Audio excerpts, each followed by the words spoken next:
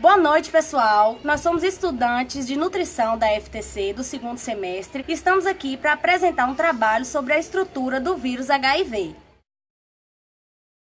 O primeiro caso de AIDS registrado no mundo foi no início da década de 80. A primeira vítima da doença foi a médica e pesquisadora dinamarquesa Margaret Ruesk, que faleceu em 12 de dezembro de 1977. Ruesk esteve na África estudando sobre o ebola, quando começou a apresentar diversos sintomas estranhos para sua idade.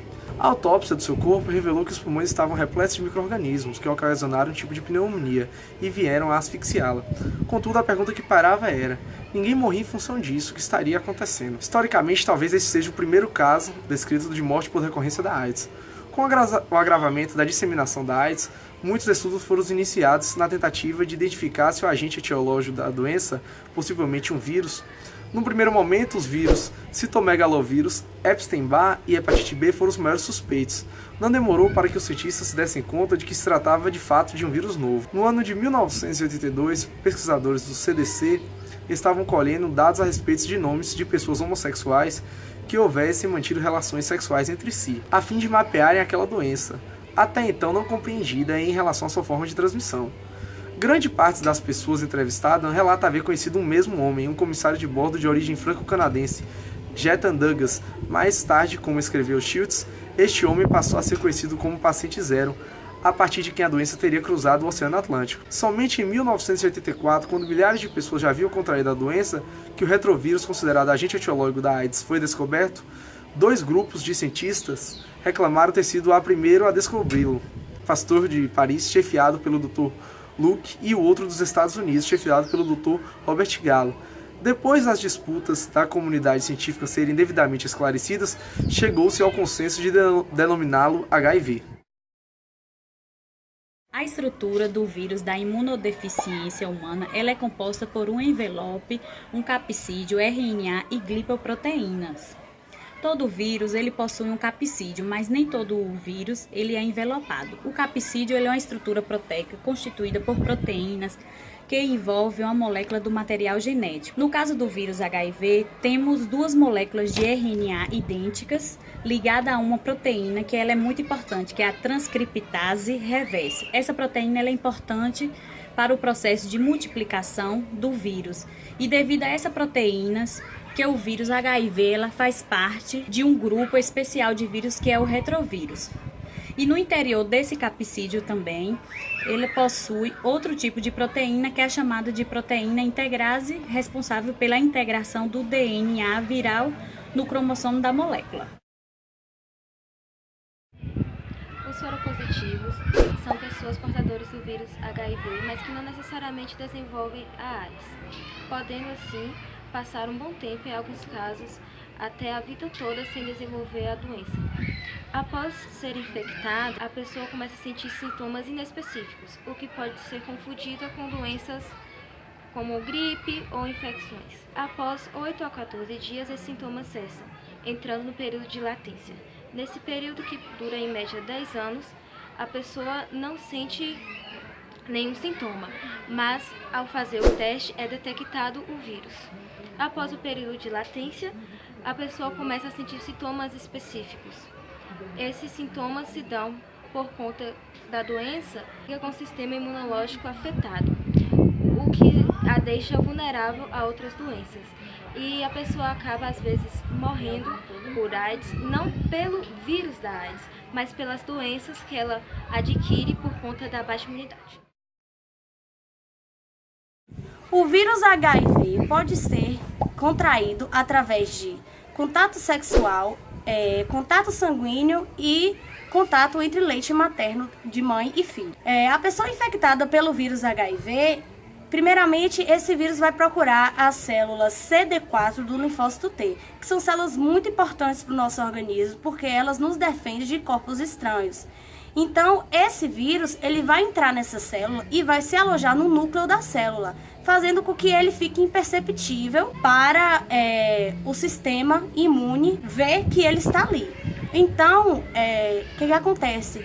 Ele libera uma proteína chamada transcriptase reversa, que faz com que o seu código genético se interaja com o código genético da CD4, que é a célula dos linfócitos T.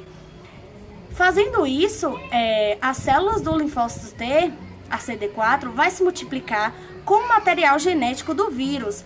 E nessa multiplicação, ela vai contaminar ainda mais o indivíduo.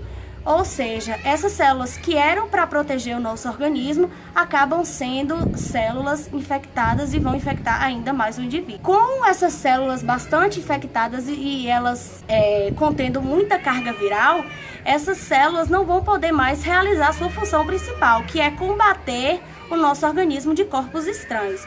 Ou seja, se o indivíduo contrair uma doença, um vírus, uma virose, essas células não vão mais poder combater essas viroses por conta da inibição do HIV.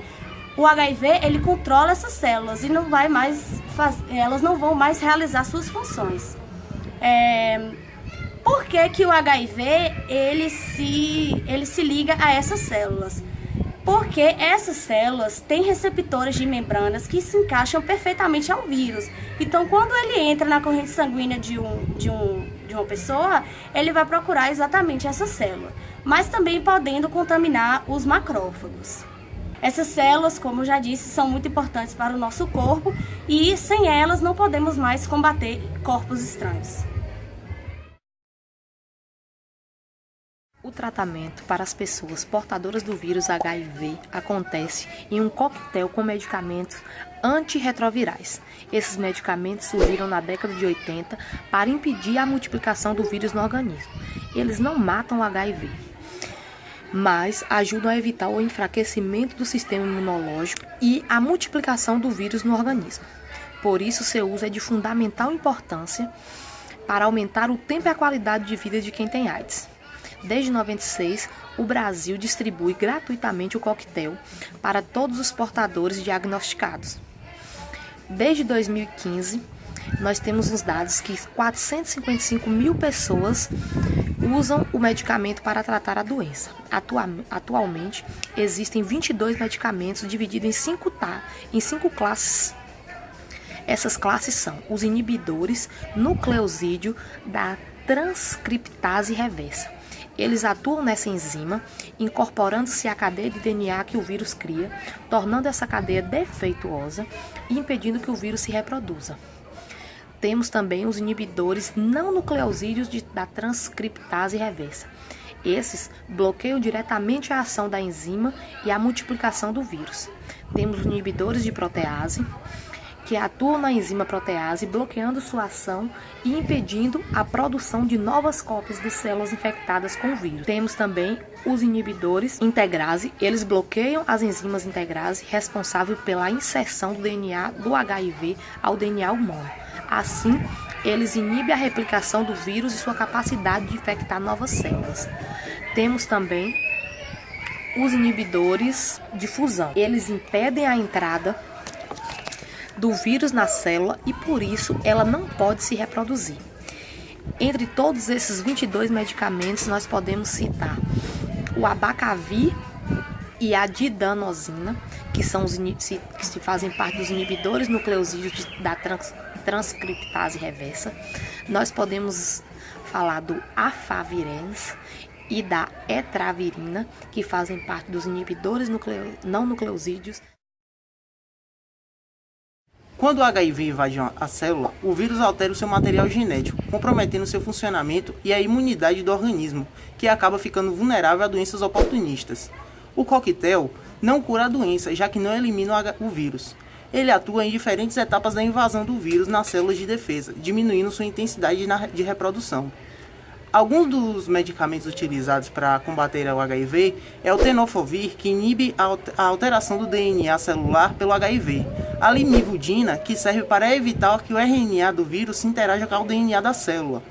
A derunavir, esse medicamento atua inibindo uma enzima chamada protease, interrompendo a produção de novas células infectadas com o vírus.